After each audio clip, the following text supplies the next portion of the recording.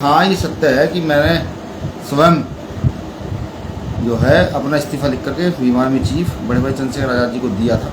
आप संगठन का नाम चोरी कर सकते हैं, लोगो चोरी कर सकते हैं, संगठन को अपने नाम से कार्यकर्ताओं को भड़का सकते हैं, लेकिन सवाल मेरा ये है कि भाई चंद्रशेखर आज़ाद कहाँ से लाओगे, कहाँ से ढूंढोगे?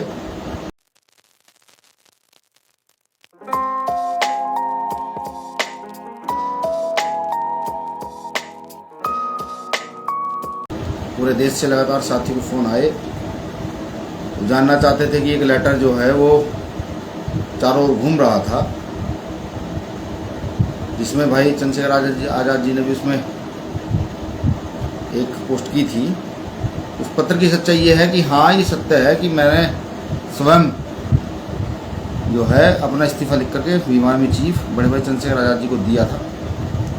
संगठन की उठापटक को देखते हुए, उस लोग संगठन को तोड़ने की कगार पर चल रहे थे, तो मैंने वो इस्तीफा इसलिए दिया था कि संगठन बचाने के लिए, कि अगर ऐसा करना पड़े तो मैं तैयार हूँ। हालांकि उसका कोई फ़ायदा नहीं हुआ, भाई साहब ने उसको रिजेक्ट किया। उस साथियों ने अपने स्वार्थ के लिए उसको कार्यक्रम से 2-3 दिन पहले खूब चलाया। अभी लगभग सन 2018 की बात है, 18-19 की, कि कहीं से एक व्यक्ति निकला, उसने कहा हम पर भीम आर्मी का रजिस्ट्रेशन है। हमने कहा अच्छी बात है।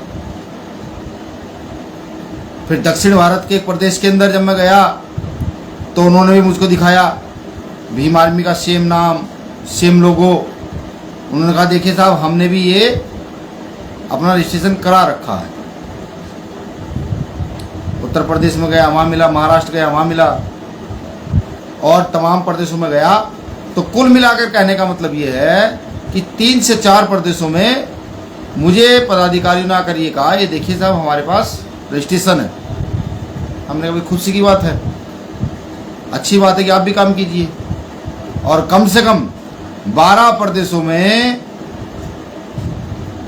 हमारे कार्यकर्ताओं ने जानकारियां दी कि भीम आर्मी के नाम से सेम नाम, सेम लोगो लगा करके संगठन चलाए जा रहे हैं। जब ये बात मालूम हुई तो समझने का मौका मिला। तो जो सीनियर लोग हैं, जो सीनियर आंदोलनकारी रहे हैं, उनसे बात करने का एक जुनून सवार हुआ। उनसे बात की गई तो जानकारी मिली, उन्होंने बताया कि ये कोई नई बात नहीं है। जब आपका आंदोलन सही दिशा की ओर जा रहा हो, जब आपका आंदोलन एक पीक पकड़ रहा हो, जब आपके आंदोलन ये लगने लगे कि नहीं, अब बहुजन आंदोलन बहुत मजबूती से आगे की ओर बढ़ रहा है, तो ये तमाम तरीके की परेशानियां खड़ी की जाती हैं। कुछ हमारे साथी भी, जैसे मैंने अभी कहा स्टार्टिंग में ही, कि मैं उन साथियों को धन्यवाद करता हूं जिन्होंने इंटरनली तौर पर कार्यक्रम को कमज़ोर करने का काम किया। आभार है उनका भी, सीखने के लिए बहुत कुछ मिलता है।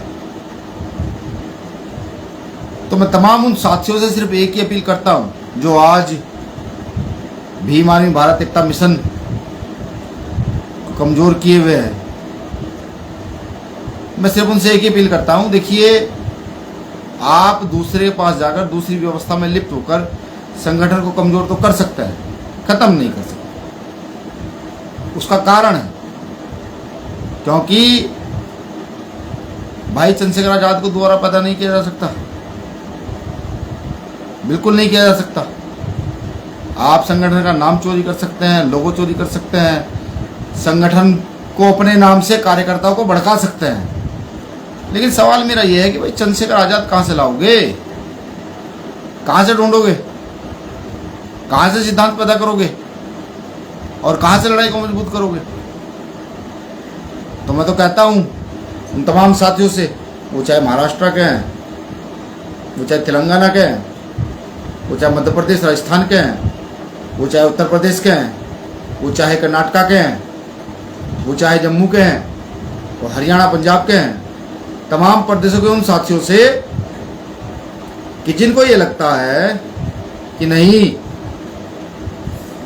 वो बहुजन आंदोलन बहुत मजबूती से चला सकते हैं, तो वो आकर के मुलाकात करें और अपनी जिम्मेदारी लेकर के काम करें। काम करना अति आवश्यक है।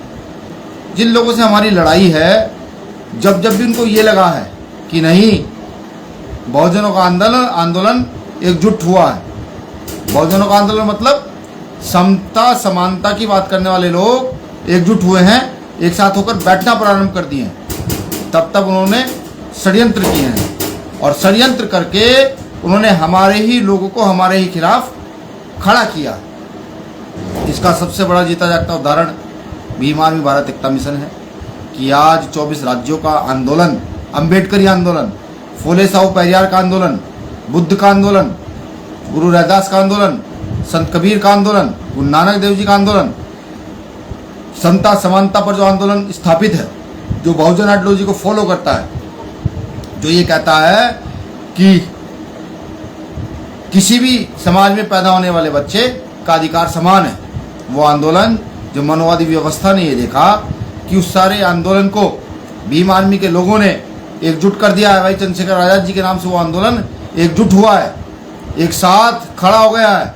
आज अगर पंजाब में कोई गलत घटना घटती है तो केरल के लोग विरोध करते हैं, राजस्थान में कोई घटना गलत घटती है तो दिल्ली के लोग विरोध करते हैं। तो जब मनवादी व्यवस्था को ये समझ आ गया तो उनको ये पता था कि संगठन के जो महत्वपूर्ण लोग हैं उनको तोड़ना मुश्किल होता है, तो उन्होंने हमारी ही कमज़ोर कड़ियों का सहारा लेकर के हमारे ही लोगों को बरगला करके, बहला करके हमारे आंदोलन को तोड़ने का काम किया। लेकिन मैं बता दूं उन मनोवादी व्यवस्था के लोगों को भी, ये संगठन भीम आर्मी भारत एकता मिशन है और इसका स्ट्रक्चर इस तरीके से तैयार किया गया है कि आप कितने भी लोगों को खरीदें, कितने भी लोगों को जान से मार दें, अब आप इस आंदोलन को रोक नहीं पाएंगे, क्योंकि इस आंदोलन के अंदर प्रत्येक साथी,